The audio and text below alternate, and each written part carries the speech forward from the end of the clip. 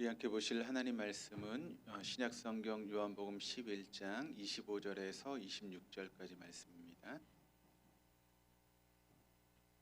요한복음 11장 25절 26절 말씀, 우리 한 목소리로 같이 25절 26절 말씀 같이 읽도록 하겠습니다. 예수께서 이르시되 나는 부활이요 생명이니 나를 믿는 자는 죽어도 살겠고 무릇 살아서 나를 믿는 자는 영원히 죽지 아니하리니 이것을 내가 믿느냐. 아멘. 할렐루야. 우리 하나님 날마다 새 일을 행하시는 분이십니다. 믿으십니까? 날마다 새 일을 행하시는 하나님은 특별한 경우를 제하고는 사람을 통해서 일하십니다. 어떤 사람이죠? 영과 진리로 예배하는 사람. 영으로 예배한다라고 하는 것은 성령의 이끄심을 따라 예배하는 것이고, 또 진리로 예배한다라고 하는 것은 진리의 말씀 앞에 우리의 삶을 조종하고 또 그 말씀에 순종하는 것입니다. 오늘도 우리를 이끄시는 그 성령님과 함께 또 선포되는 진리의 말씀 앞에 여러분의 삶을 조종하시고 또 그 말씀에 순종하심으로 하나님께서 이루시는 새 역사의 주인공 모두 될 수 있기를 주님의 이름으로 축원합니다. 2025년도를 들어오면서 우리 신앙생활 가운데 꼭 알아야 될 핵심 중에 핵심이 되는 그런 말씀을 여러분과 함께 나누고 있습니다. 지난 1월 달에는 우리가 성령 충만에 대한 그런 말씀을 나눴고, 2월 달에 들어와서 부활 신앙에 대한 그런 말씀을 여러분과 함께 나누고 있습니다. 우리가 성령 충만하면 부활 신앙이 믿어지게 되고, 또 부활 신앙이 믿어지면 십자가의 삶이 저절로 사라지게 된다라고 하는 것을 함께 말씀을 지금 나누고 있습니다. 우리 사랑하는 동덕교회 모든 성도들에게 이런 부활 신앙이 확실하게 새겨질 수 있기를 주님의 이름으로 축복합니다. 교회는 여러분 성령이 오시는 그 순간부터 교회가 시작되었습니다. 그때 그 성도들이 확실한 부활 신앙의 의미를 깨닫게 되었고, 그러다 보니까 그들의 삶 가운데 권능이 생겼다라고 하는 것을 말씀을 드렸죠. 여러분, 우리가 성령 충만으로 받을 수 있는 권능 중에 최고의 권능은 뭐라고 말씀을 드렸죠? 뭐가 최고의 권능입니까? 지난 시간 말씀드렸는데, 그러니까 계속 선택해서 집중하고 반복해야 됩니다. 최고의 권능은 뭡니까? 바로 죽음을 두려워하지 않는 권능이 최고의 권능이다라고 말씀을 드렸죠. 그러니까 뭐 병자를 살리고 뭐 죽은 자가 살아나고 뭐 바다가 움직이고 하는 그런 권능이 최고의 권능이 아니라, 정말 우리 성도들이 받을 수 있는 최고의 권능은 죽음을 두려워하지 않는 권능, 그것이 바로 우리가 받을 수 있는 최고의 권능이라는 것입니다. 여러분, 죽은 자가 살아나고 또 병자가 고쳐진다 할지라도 그 사람은 다시 죽게 되어 있고 또 그 사람은 다시 병들게 되어 있습니다. 그런 것은 영원한 것이 아니라는 것이죠. 잠시 하나님께서 우리에게 보여주시는 것이지 그런 것은 영원한 것이 아닙니다. 진짜 우리에게 권능은 죽음을 두려워하지 않는 권능, 그것이 바로 진짜 권능이다라고 하는 것을 여러분 믿으시기를 바랍니다. 여러분, 이것이 초대교회 성도들에게 임하니까 그들이 여러분 십자가의 삶이 저절로 사라지게 되었다는 것입니다.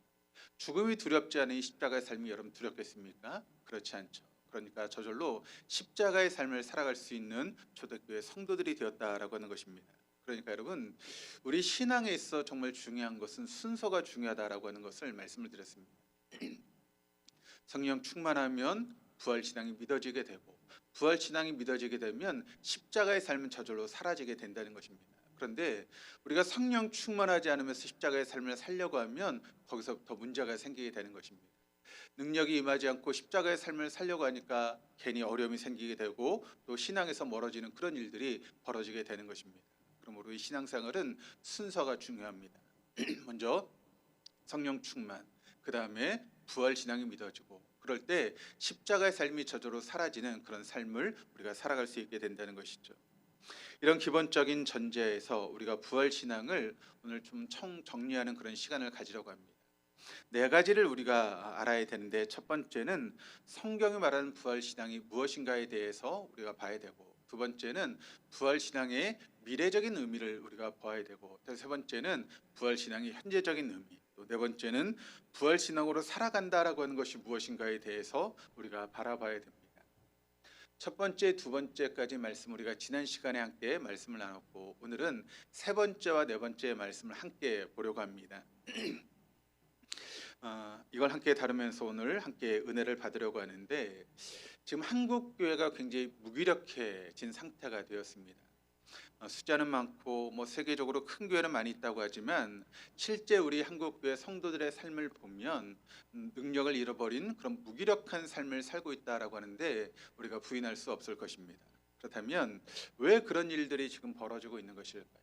그것은 바로 믿는 사람들이나 믿지 않는 사람들이나 전혀 구별되지 않기 때문에 그렇습니다. 다를 바가 하나도 없다라고 하는 것입니다.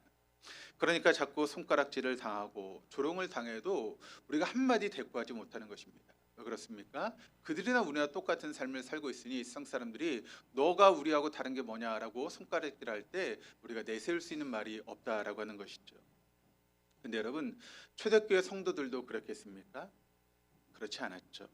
그들은 손가락질 정도가 아니라 핍박을 당하고 또 순교를 당한다 할지라도 그것 때문에 조금도 위축되지 않았던 것이 초대교회 성도들의 모습이었습니다. 그래서 그들이 위축되지 않고 영혼 구원하여 제자 삼는 일에 최선을 다해 살아갈 수 있었던 것이 바로 초대교회 성도들의 모습이었다라고 하는 것을 우리가 알고 있습니다. 여러분, 초대교회 성도들의 모습을 보면 그들은 믿음 때문에 가진 모든 것을 잃어야 됐습니다. 그러니까 돈도 없었고 또 자신이 가지고 있는 모든 그런 직장이라든가 또 모든 위치도 잃어버릴 수밖에 없었습니다. 그러니까 권세도 없었습니다. 명예도 배경도 아무것도 가진 것이 없었던 것이 초대교회 성도들의 모습이었다는 것이죠. 그런데 여러분, 성경은 우리에게 뭘 말하고 있는가 하면 그렇게 아무것도 가지지 못했던 초대교회 성도들을 세상이 감당할 수 없었다라고 우리에게 분명하게 이야기를 하고 있습니다. 우린 그에 비해서 여러분 얼마나 스펙이 좋습니까? 가진 것도 많고 권세도 있고 배경도 있고 또 얼마나 교회에서 훈련을 많이 받고 있습니까? 또 성경의 지식은 얼마나 뛰어난 지식을 가지고 있습니까? 그런데 우리의 삶을 보면 우리의 세상을 감당하지 못하는 그런 삶을 우리가 살고 있는 것 아니겠습니까? 그렇다면 초대교회 성도들이 믿었던 하나님과 지금 우리가 믿는 하나님은 다르신 분이십니까? 그렇지 않죠. 우리 하나님은 어제나 오늘이나 동일하신 그런 하나님이십니다. 초대교회 성도들이 믿었던 하나님과 우리가 믿은 하나님은 동일하신 분이신데 초대교회 성도들은 세상이 그들을 감당하지 못했고 우리는 오히려 세상을 감당하지 못하게 살아가고 있는 이유는 무엇 때문이라고 여러분 생각하십니까? 바로 부활신앙에 달려있다라고 하는 것을 우리가 잊지 말아야 됩니다. 초대교회 성도들은 부활신앙으로 무장했기 때문에 그들이 아무것도 없어도 세상이 그들을 감당하지 못했다면 우린 참 많은 것을 가지고 있는데 부활신앙이 흐려지니까 우린 세상을 감당하지 못한 채 삶을 살고 있다는 것입니다. 그러므로 우리가 부활신앙을 알아야 되는데 우리가 부활신앙을 이해하려고 하면 먼저 복음에 대해서 알아야 합니다. 복음이 무엇으로부터 시작하는지를 알아야 되는데 그럼 복음이 뭡니까? 복음, 말 그대로 복된 소식, 기쁜 소식이 바로 복음인데 그 복음에 대해서 우리에게 설명하고 있는 말씀이 고린도전서 15장 말씀인데 1절, 2절 말씀을 같이 한번 읽어보도록 하시겠습니다. 형제 자매 여러분, 내가 여러분에게 전한 복음을 일깨워 드립니다. 여러분은 그 복음을 전해 받았으며 또한 그 안에 서 있습니다. 내가 여러분에게 복음으로 전해드린 말씀을 헛되이 믿지 않고 그것을 굳게 잡고 있으면 그 복음을 통하여 여러분도 구원을 얻을 것입니다. 여기 짧은 1절, 2절 말씀에 복음이라고 하는 단어가 4번이나 들어가 있습니다. 그러니까 복음에 대해서 지금 설명을 하고 있는데 진짜 복음이 무엇인가 이어지는 3, 4절 말씀이 우리에게 증거하고 있습니다. 또 같이 한번 읽어보도록 하시겠습니다. 나도 전해받은 중요한 것을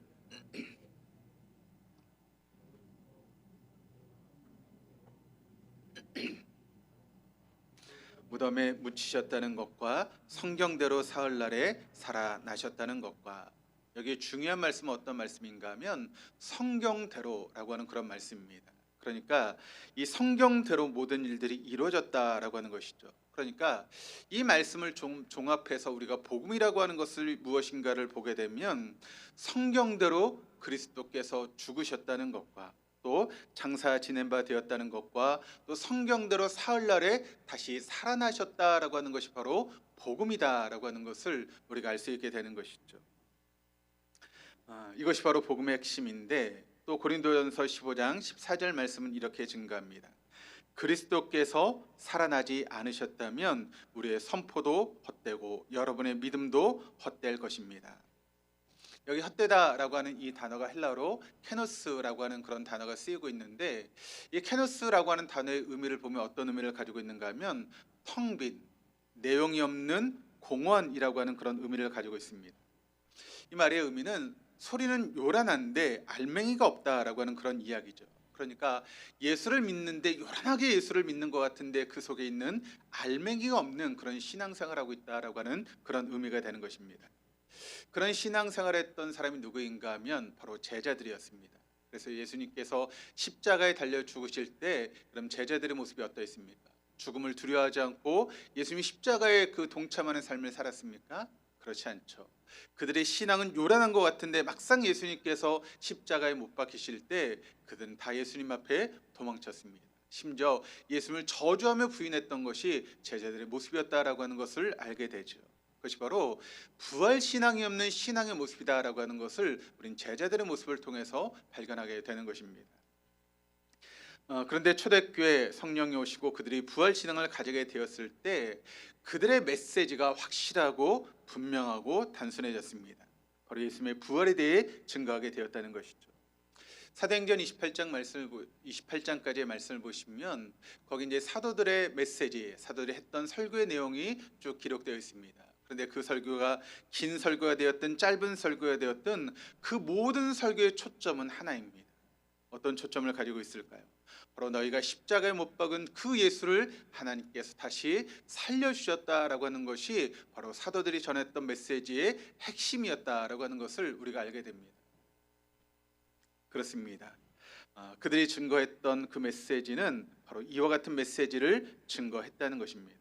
그랬더니 그 십자가 앞에서 다 예수님을 부인하고 도망쳤던 그 제자들이 여러분 그 부활하신 예수를 만나고 성령이 오신 다음에 그 능력을 깨닫고 나서 완전히 그들이 변화되어서 부활의 증인의 삶을 살아갈 수 있게 되었다라고 하는 것을 우리가 보게 되는 것이죠. 결국 부활 신앙은 기독교 신앙의 본질이고 핵심이다라고 하는 것을 우리는 결코 놓치지 말아야 하는 것입니다. 그런데 이것이 자꾸 식어가다 보니까 여러분 교회가 능력을 잃어버렸습니다. 교회가 기쁨을 잃어버렸습니다. 교회가 간격을 잃어버리게 되었고 생명력을 잃어버리면서 그저 무기력하게 신앙생활하는 그런 모습으로 전락해버리고 말았다는 것이죠. 여러분 안에 신앙생활 하시면서 기쁨이 있으십니까? 생명력이 있으십니까? 능력이 있으십니까? 그렇다면 만약 그것이 여러분에게 없다면 우리가 먼저 무엇을 회복해야 될까요?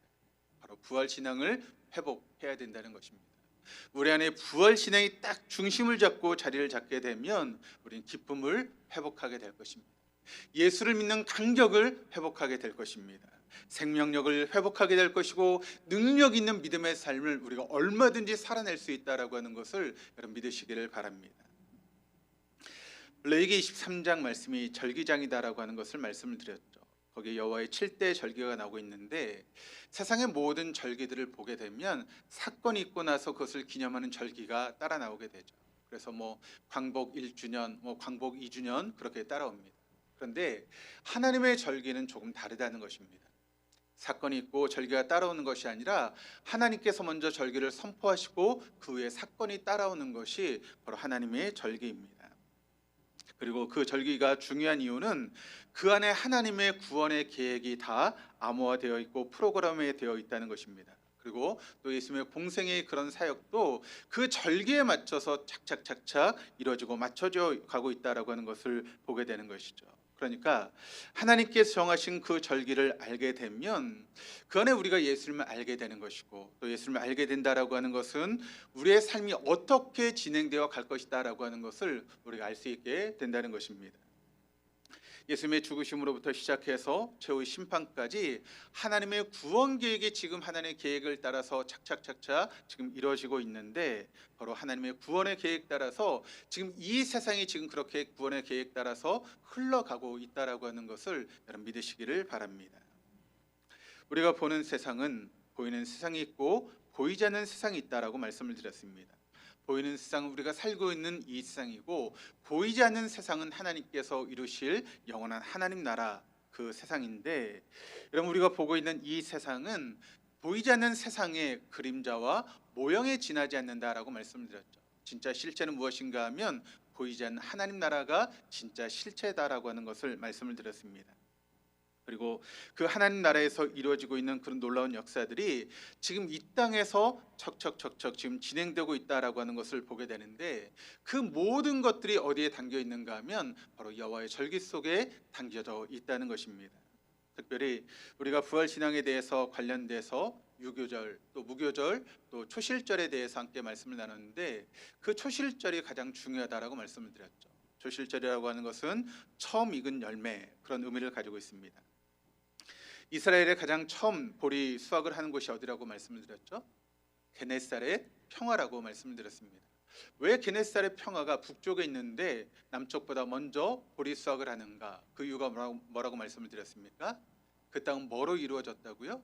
현무암으로 이루어졌기 때문에 그 땅이 좀 검은색을 띠고 있습니다. 그러다 보니까 열 전도율이 높기 때문에 다른 지역보다 먼저 보리 추수를 할 수 있게 되었고, 그 다음에 차례차례 이렇게 보리 추수가 이루어지게 된다라고 하는 것을 말씀드렸습니다.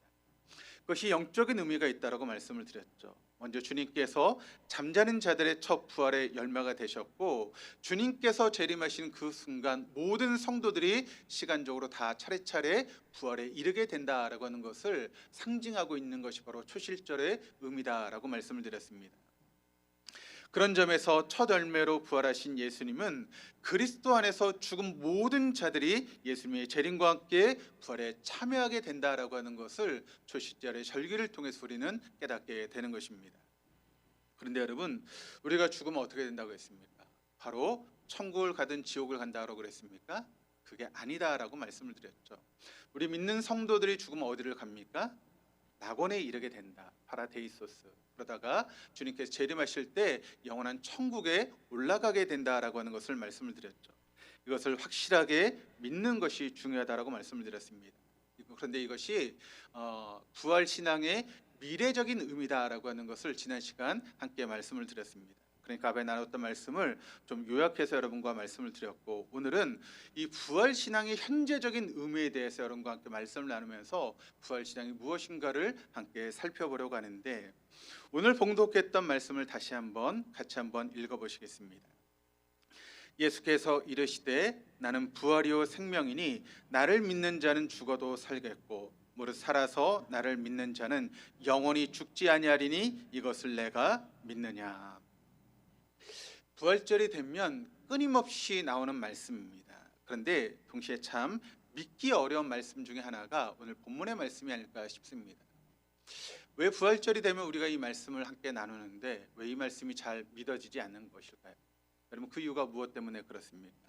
그것은 바로 이 말씀의 뜻을 우리가 제대로 이해하지 못하기 때문에 이 말씀이 믿어지지 않는 것입니다.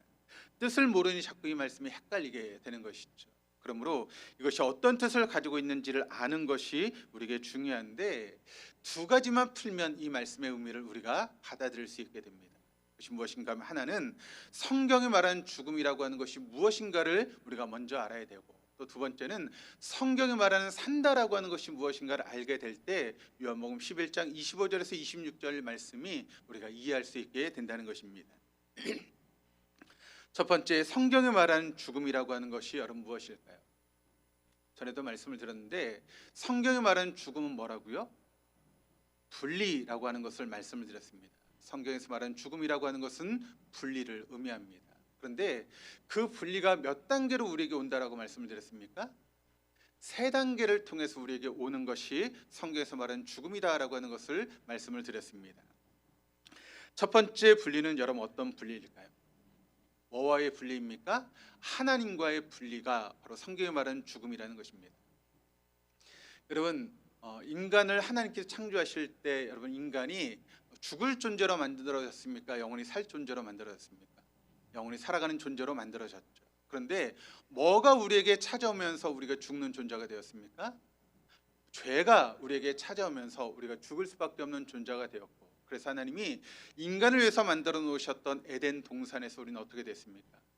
쫓겨나게 되었죠. 그리고 에덴 동산에서 쫓겨났다라고 하는 것은 어떤 의미를 가지고 있는가 하면 하나님과의 교제가 끊어지게 되었다라고 하는 것을 의미하는 것입니다. 그래서 예수님이 십자가에 달려 죽으시기 전까지 여러분 인간이 하나님께 나아갈 수 있었습니까? 나아갈 수 없었죠. 누구를 통해서 나아갔습니까? 대제사장을 통해서 1년에 한 번만 하나님께 나아갈 수 있었습니다. 그런데 예수님께서 십자가에 죽으심으로 어떤 일이 벌어졌습니까? 하나님과 인간 사이를 가로막고 있었던 휘장이 위에서부터 아래까지 찢어지게 되었습니다. 그래서 우리는 하나님 앞에 나아갈 수 있는 존재가 되었다는 것입니다. 또 두 번째, 어떤 분리가 이루어지게 되었는가 하면 에덴 동산에서 쫓겨났던 우리 인간은 그때부터 사단이 왕노릇하는 이 세상에서 살아가면서 모든 질서가 깨어지게 되었다는 것입니다.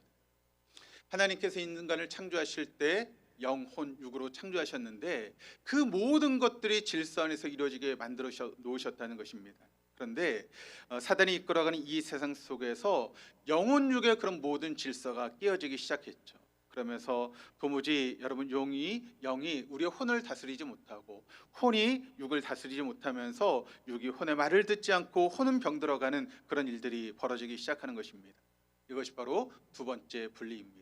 그리고 우리의 영과 혼이 우리의 육체에서 완전히 분리되게 될 때 우리가 그것을 뭐라고 이야기를 합니까? 우리가 세상적으로 죽었다라고 하는 그런 표현을 쓰죠. 그리고 그때 우리는 어떻게 됩니까? 영원한 지옥불에 떨어지게 되는 것입니다. 그것이 바로 세 번째 분리입니다. 이것이 바로 성경이 말하는 죽음의 의미입니다. 그러므로 성경이 말하는 죽음을 우리가 정확하게 이해해야 할 수 있습니다. 그럴 때 우리가 성경의 그 죽음의 의미를 알 때 성경적으로 살아간다라고 하는 것은 또 무엇인가를 알아야 되는데, 성경적으로 살아간다라고 하는 것은 또 여러분 무엇일까요? 바로 거꾸로 생각하면 됩니다. 모든 분리로부터 회복이 이루어지는 것, 그것이 바로 성경이 살아간다라고 하는 그런 의미이죠. 이건 역시 세 단계로 이루어지고 있는데 디모데후서 1장 9절 10절 말씀을 우리 같이 한번 읽어보시겠습니다. 하나님이 우리를 구원하사 거룩한 소명으로 부르심은 우리의 행위대로 하심이 아니요 오직 자기의 뜻과 영원 전부터 그리스도 예수 안에서 우리에게 주신 은혜대로 하심이라. 이제는 우리 구주 그리스도 예수의 나타나심으로 말미암아 나타났으니 그는 사망을 피하시고 복음으로써 생명과 썩지 아니할 것을 드러내신지라. 첫 번째 9절 앞부분에 보니까 뭐라고 말씀하고 있는가 하면 하나님이 우리를 구원하사라고 그렇게 이야기를 하고 있습니다. 그러니까 예수님께서 십자가에 달려 죽으심으로 하나님과 우리 사이에 끊어졌던 교제가 회복되게 되었다는 것입니다. 그래서 우리가 하나님 이름으로 하나님 앞에 기도할 수 있는 그런 놀라운 은총을 얻게 된 것이죠. 그것을 예수님의 십자가의 죽음을 통해서 우리에게 회복시켜 주셨는데 우리가 그것을 신학적으로 뭐라고 부르는가 하면 칭의라고 부릅니다. 우리를 의롭다라고 여겨주셨다는 것이죠. 그런데 이 첫 단계 회복은 여러분 누가 하신 일입니까? 바로 예수님께서 하신 일이죠. 예수님께 십자가에 죽으심으로 우리에게 칭의의 놀라운 은혜가 우리에게 부여지게 되었다라고 하는 것입니다. 그리고 9절 중반절 말씀을 보니까 이렇게 이야기를 합니다. 거룩하신 소명으로 부르심은이라고 이야기를 하고 있습니다. 여기 거룩하다라고 하는 이 단어가 헬라어로 보니까 하기오스라고 하는 그런 단어를 쓰고 있습니다. 그런데 이 하기오스라고 하는 단어의 뜻은 분리된 혹은 구별된이라고 하는 그런 의미를 가지고 있습니다. 하나님과 관계를 회복한 우리는 뭐하고 분리되었습니까?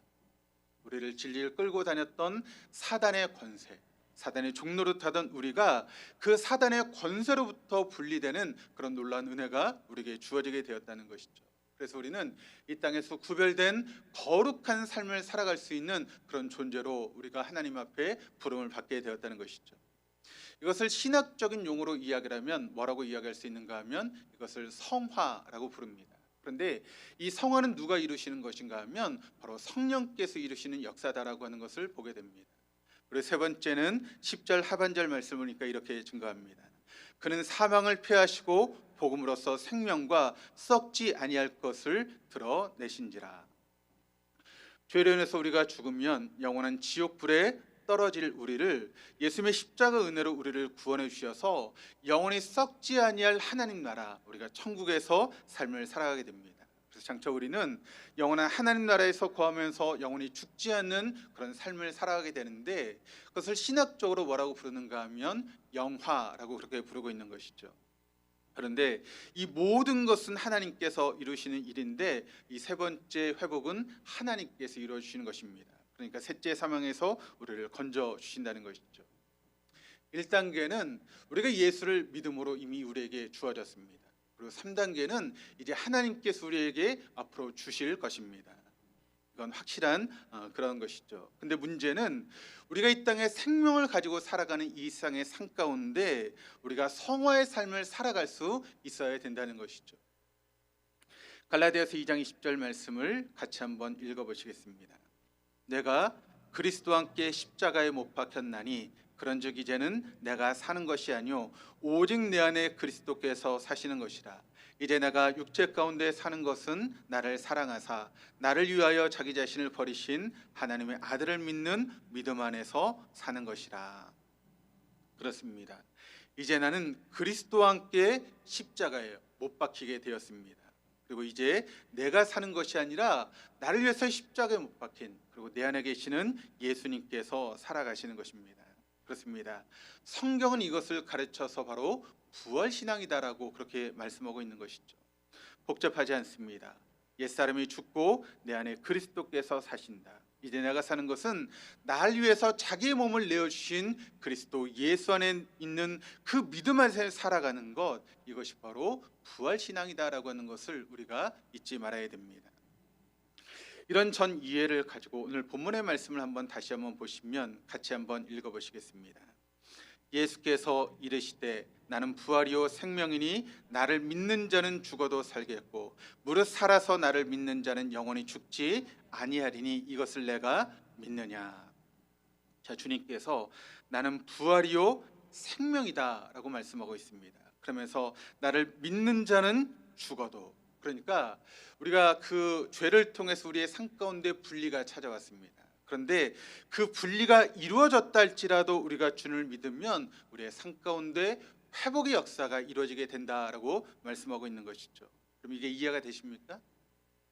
우리가 죽었습니다. 그래서 우리에게 분리가 찾아왔는데 예수를 믿음으로 우리 모든 분리가 회복되는 은혜가 우리의 삶 가운데 주어지게 된다는 것이죠. 또 무릇 살아서 나를 믿는 자는, 우리가 지금 육신의 생명을 가지고 있는데 내가 살아서 예수를 영접하고 그 신앙 가운데 부활 신앙을 가지고 살아가면 나는 영원히 분리되지 않는 삶을 살아갈 수 있다라고 하는 것을 이 말씀이 우리에게 증거하고 있습니다. 그렇기 때문에 내가 이것을 믿느냐라고 주님께서 우리에게 묻고 계시는 것이죠. 이것이 너무나 중요하기 때문에 주님은 지금 우리에게 이런 물음을 묻고 계십니다. 그렇습니다. 이게 바로 부활 신앙입니다. 미래적인 동시에 현재적인. 그런데 우리에게 문제가 뭡니까? 우리에게 문제가 있다면 1단계, 이미 예수의 보혈의 공로로 이미 우리에게 1단계의 그런 회복은 주어졌습니다. 그리고 여기서 내가 할 수 있는 일은 아무것도 없습니다. 예수님이 십자가의 지심으로 우리가 그런 은혜가 우리에게 주어지게 되었다는 것이죠. 그리고 3단계, 이제 하나님께서 우리를 영화롭게 하시는 그런 은혜는 이제 하나님께서 이루어 가실 것입니다. 여기도 우리가 할 수 있는 일은 아무것도 없습니다. 근데 문제는 우리가 육체를 가지고 살아가는 이 땅의 삶, 바로 2단계가 문제인 것이죠. 빌립보서 2장 12절 말씀을 같이 한번 읽어보시겠습니다. 그러므로 나의 사랑하는 자들아, 너희가 나 있을 때뿐 아니라 더욱 지금 나 없을 때에도 항상 복종하여 두렵고 떨림으로 너희 구원을 이루라. 이것이 바로 2단계 말씀의 핵심인데 1단계는 앞에도 말씀을 드렸던 것처럼 예수님께서 다 해주셨습니다. 3단계는 앞으로 하나님께서 우리에게 해 주실 것입니다. 그런데 지금 이 땅에 사는 동안 구원을 이루어 가야 된다라고 그렇게 이야기를 하고 있습니다. 두렵고 떨림으로 너희 구원을 이루라. 우리 보러 이루어 가라라고 말씀하고 있는 것이죠. 그럼 여러분에게 한번 질문해 보겠습니다. 여러분, 2단계의 구원은 내가 이루는 것입니까? 아니면 주님께서 이루어 주시는 것입니까? 내가 이루는 것입니까? 주님께서 이루어 주시는 것입니까? 누가 해 주시는 거죠? 누가 해 주시는 거예요? 누가? 내가? 아니면 주님께서? 주님께서 이루어 주시는 것이죠. 그런데 이 우리가 보았던 말씀은 조금 이해가 되지 않지 않습니까? 두렵고 떨림으로 너희 구원을 이루어 가라. 우리 보러 하라고 말씀하고 있는 것 같은데 뭔가 그러면 여러분 앞뒤가 맞지 않는 그런 말씀 아닙니까? 주님께서 이루어 주시는데 우리 보러 두렵고 떨림으로 우리 보러 이루어 가라. 좀 앞뒤가 맞지 않는 그런 말씀인 것처럼 보이죠. 그런데 여러분 우리가 그 두렵고 떨림으로 우리의 구원을 이루어 가는데 여러분 그게 됩니까 안 됩니까? 우리 스스로 여러분 우리의 구원을 이루어 갈 수 있습니까? 내가 하려고 하니까 안 되는 것입니다. 여기 우리가 이루어 가야 된다라고 말씀하셨지만 사실 우리가 이루어 갈 수 있는 것이 아니라는 것이죠. 우리가 이루어 가야 되지만 우리가 이룰 수 없는 것이 두 번째 구원인데 이게 중요합니다. 그래서 여러분 뭐가 필요합니까? 누가 필요하죠? 성령께서 필요하신 것입니다. 그래서 하나님 우리에게 누구를 보내주셨습니까? 성령님을 보내주신 것이죠. 그러니까 우리가 구원을 이뤄갑니다. 그런데 누구의 손을 잡고 구원을 이뤄가십니까? 성령의 손을 잡고 구원을 이뤄가는 것이죠. 뭐 이렇게 한번 설명을 해보겠습니다. 아기가 태어났습니다. 아이가 점점 자라가면서 막 기다가 이제 일어섭니다. 그리고 한 발 한 발 뛰기 시작하죠. 근데 여러분 아이가 막 일어나서 자기가 막 한 발 한 발 뛰면서 걸어갑니까? 처음에는 누가? 엄마 아빠가 누구의 손을? 아기의 손을 잡아주죠. 그러면 그 아이가 손을 잡고 한 발 한 발 한 발 그렇게 뛰죠. 그런데 우리는 누가 걸었다 그럽니까? 아기가 걸었다 그러죠. 누구 때문에 걸었습니까? 엄마 아빠 때문에 걸은 것이죠. 우리가 두렵고 떨림으로 우리의 구원을 이루어 가야 됩니다. 그런데 누가 있기 때문에? 성령께서 우리에게 있기 때문에, 그 성령께서 우리를 붙잡아 주시기 때문에 우리가 두렵고 떨림으로 우리의 구원을 이루어갈 수 있는 것입니다. 이것이 바로 2단계의 구원을 의미하는 것이죠. 빌립보서 2장 13절 말씀을 또 같이 한번 읽어보시겠습니다. 하나님은 여러분 안에서 활동하셔서 여러분으로 하여금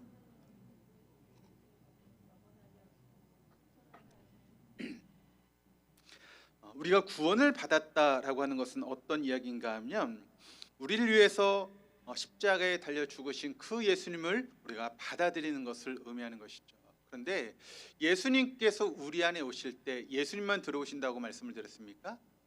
아니죠. 예수님이 우리 안에 오실 때 하나님이 또 성령 하나님께서 우리 안에 들어오신다. 왜요? 하나님은 삼위일체 하나님, 공동체를 이루시는 연합의 하나님이시기 때문에 우리가 예수님을 받아들일 때 예수님만 들어오시는 것이 아니라 성령 하나님과 성부 하나님이 함께 들어오시게 된다는 것이죠. 그리고 그 성령 하나님께서 우리에게 들어오실 때 우리의 삶 가운데 어떤 일이 벌어지는가? 바로 우리 안에서 막 활동하기 시작하시면서 무엇이 하나님을 기쁘시게 하는 것인지를 우리가 소원하게 하시고 그것을 행할 수 있는 능력을 우리에게 더하여 주신다는 것입니다. 거룩하게 산다라고 하는 것이 어떤 뜻이라고 말씀을 드렸죠?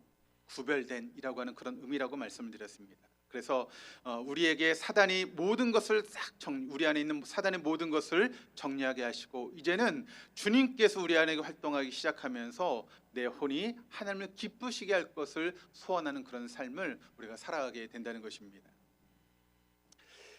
여러분이 이게 별로 이해가 안 되신지 모르겠는데 여러분 항상 우리가 어떤 소원을 가지고 있습니다. 여러분 어떤 소원을 가지고 계십니까? 우리는 어떤 소원을 가지고 있는가 하면 무엇이 나에게 유익이 되는가라고 하는 것을 소원하게 된 것이 우리의 모습입니다. 여러분 돈을 손에 보는 것과 이익을 보는 것 우리는 어디를 선택할까요? 본능적으로 돈에 이익이 되는 것을 선택하는 것이 우리의 모습입니다. 좀 편한 것과 불편한 것 여러분 무엇을 선택합니까? 우린 본능적으로 편한 것을 선택하는 것이 우리의 모습이라는 것이죠. 또 높아지는 것과 낮아지는 것 우리의 몸은 본능적으로 높아지는 것 쪽으로 움직이게 만든 것이 우리의 모습이라는 것입니다. 그런데 성령께서 우리 안에 오셔서 우리 안에 막 활동하기 시작하면 우리의 모든 기준이 여러분 어떻게 될까요? 무조건 본능적으로 어느 것이 하나님께서 기뻐하신 일인가를 우리가 선택하게 하고 그것을 행동하게 만든다는 것입니다. 이게 내가 손해보는 일을 할지라도 이것이 내가 낮아지는 일을 할지라도 이것이 내가 물질적으로 손해보는 그런 일을 할지라도 어떤 경우에도 하나님이 기뻐하실 것을 선택하게 하고 그것을 소원하게 하고 그 같은 삶을 살아가게 만드는 것이 바로 성령의 역할이라는 것이죠. 우리 안에 성령이 없을 때는 우리가 절대 물질의 손해를 보려고 하지 않습니다. 그래서 물질의 이익이 되는 것을 위해서라면 내가 하나님 앞에 나와서 신앙생활하고 예배하는 것조차 뒤로 물리고 물질의 그런 풍요를 위해서 선택하는 것이 우리의 모습입니다. 또 내가 좀 더 높아질 수 있다면 내가 하나님 앞에 예배하고 하나님 신앙생활하는 것보다 내가 높아지는 것을 선택하는 것이 육신의 그런 모습을 가지고 있는 우리의 모습이라는 것이죠. 그러나 성령께서 우리 안에 오시면, 또 성령께서 우리에게 활동하기 시작하시면 내가 손해가 된다 할지라도 하나님 앞에 예배하는 자리를 선택하게 되고 하나님 앞에 믿음으로 살아갈 수 있는 그 자리를 선택하는 것이 우리의 모습이라는 것입니다. 비록 내가 낮아진다 할지라도 그것이 하나님이 기뻐하신 일이라면 그 일을 선택하고 그런 삶을 살아가는 것이 진정한 성령 충만한 사람의 모습이라고 하는 것을 여러분 믿지 마시기를 바랍니다. 이것이 바로 진정한 믿음의 사람이고 이것이 바로 부활 신앙을 가지고 있는 사람의 모습이다라고 하는 것을 우리가 잊지 말아야 하는 것이죠. 왜 우리가 이런 삶을 살아야 될까요? 빌립보서 2장 15절 말씀이 이렇게 증가합니다. 그리하여 여러분은 흠이 없고 순결해져서 구부러지고 뒤틀린 세대 가운데 하나님의 흠 없는 자녀가 되어야 합니다. 그리하면 여러분은 이 세상에서 별과 같이 빛날 것입니다. 우리가 살고 있는 이 세상은 사단이 왕노릇하는 세상입니다. 그러다 보니 이 세상은 구부러지고 뒤틀린 그런 세상이 되어버리고 말았습니다. 그런데 이 세상 가운데 하나님께서 원하시는 것은 바로 흠없는 하나님의 자녀가 되는 것입니다. 그러라 우리를 불러주신 것입니다. 예수님이 십자가에 달려 죽으셨습니다. 이제 그런 삶을 우리가 살아가야 되는데 성령을 우리가 모시면 우리가 얼마든지 그런 삶을 살아갈 수 있게 된다는 것이죠. 또 그런 삶을 살아갔을 때의 결과가 무엇인가 하면 우리가 이 세상에서 별과 같이 빛나는 인생을 살아갈 수 있다라고 하는 것을 오늘 성경이 우리에게 증거하고 있습니다. 말씀의 거울 앞에 한번 여러분 자신을 비춰보시기를 바랍니다. 오늘 부활신앙에 대해서 총정리를 하는데 복음에 대해서 내가 확실하게 이해하고 있는 것, 이것을 우리가 놓치지 말아야 한다는 것이죠. 여러분, 이 복음의 말씀이 여러분에게 정말 기쁜 소식인가에 대해서 다시 한번 생각해 보시기를 바랍니다. 여러분, 아파트가 올라가는 것 때문에 우리가 기뻐하고 또 주식이 올라가는 것 때문에 기뻐합니다.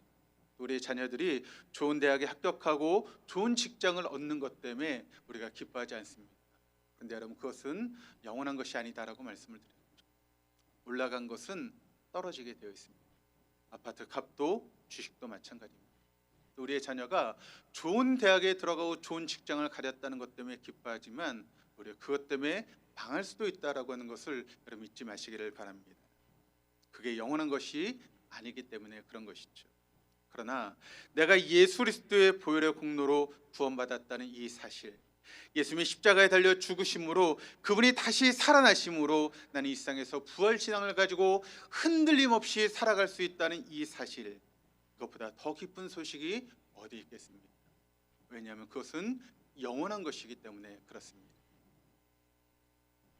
우린 여러분 아웃사이더가 아닙니다. 우리는 인사이더입니다. 구원받았다라고 하는 것은 하나님의 인사가 되었다는 것입니다. 그 중에서도 인사 중에서도 핵 인사가 되었다는 거예요. 지금 세상을 살아가는 사람들을 너무 부러워하지 마시길 바랍니다.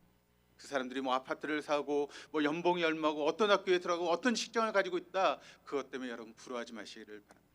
그것은 하나님께서 한번 후 부시면 여러분 바람이 나는 겨와 같이 순식간에 없어질 것입니다. 건강도 물질도 명예도 한순간에 사라지는 것입니다. 그런데 우리가 그것을 부러워할 필요가 없는 것이죠. 우리가 정말 부러워야 될 것은 내가 복음 신앙을 붙들고 살아가는 그 믿음의 삶을 우리가 부러워할 수 있어야 한다는 것입니다. 주님께서 나를 위해서 죽으셔서 내가 구원을 받았고 주님이 다시 사셔서 내 삶의 주인이 되셨다. 그 사실을 확실히 믿어지는 그런 삶을 살아갈 수 있는 우리 동도의 교우들 될 수 있기를 주님의 이름으로 축원합니다. 두 번째, 장차 주님 다시 오실 때 하나님 여러분을 다시 살려주실 것을 확실히 믿으십니까? 이것이 부활신앙의 미래적인 측면입니다. 미래적인 측면 뭐라고 말씀을 드렸죠? 초실절, 내가 죽으면 끝나는 게 아니라는 것입니다. 그러므로 우리는 결코 죽음을 두려워할 필요가 없습니다. 죽음은 우리를 하나님의 평안으로 안식으로 이끌어 갈 뿐입니다. 그리고 주님이 다시 오실 때 우리는 영원한 하나님 나라에 가게 될 것입니다. 끝이 아니라는 것이죠. 그리고 거기서 우리는 다시 만나게 될 것입니다. 반드시 하나님 말씀하신 대로 영원한 천국에서 다시 살아나게 될 것이고, 거기서 우리를 영화롭게 만드신 하나님의 은혜 가운데 영원한 천국의 삶을 살게 될 것입니다. 그러나 부활 신앙의 현재적인 측면, 우리가 이 땅에서 믿음을 붙들고 살아가는 것입니다. 그러니까 천국이 본점이라면 우리가 살고 있는 이 땅의 삶은 지점이라고 말씀을 드렸죠. 그러므로 매일매일 나는 죽고 내 안에 그리스도가 살아가는 삶, 그것이 바로 우리에게 필요하다는 것이죠. 내가 죽는다라고 하는 것이 무엇이겠습니까? 나의 본능이 죽는 것을 의미합니다. 육신의 정욕, 안목의 정욕, 이생의 자랑이 죽는 것입니다. 그것 때문에 살아가는 것이 아니라 우리가 하나님의 은혜 가운데 살아가는 것이죠. 어느 게 더 부자가 될까? 어느 게 더 나를 높이는 것일까? 어느 게 더 나를 편하게 하는 것일까? 그것이 아니라 무엇이 정말 하나님을 기쁘시게 하는 것인가를 생각하고 그 같은 것을 실천하는 삶을 살아가는 것, 그것이 바로 부활신앙의 현재적인 측면이다라고 하는 것을 말씀을 드렸습니다. 이런 믿음을 가지고 살아갈 수 있는 저 여러분 될 수 있기를 바랍니다.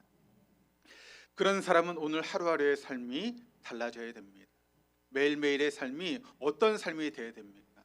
부활신앙이 믿어지기 때문에 나는 저절로 십자가의 삶을 살아갈 수 있는 그런 삶을 살아가게 된다는 것이죠.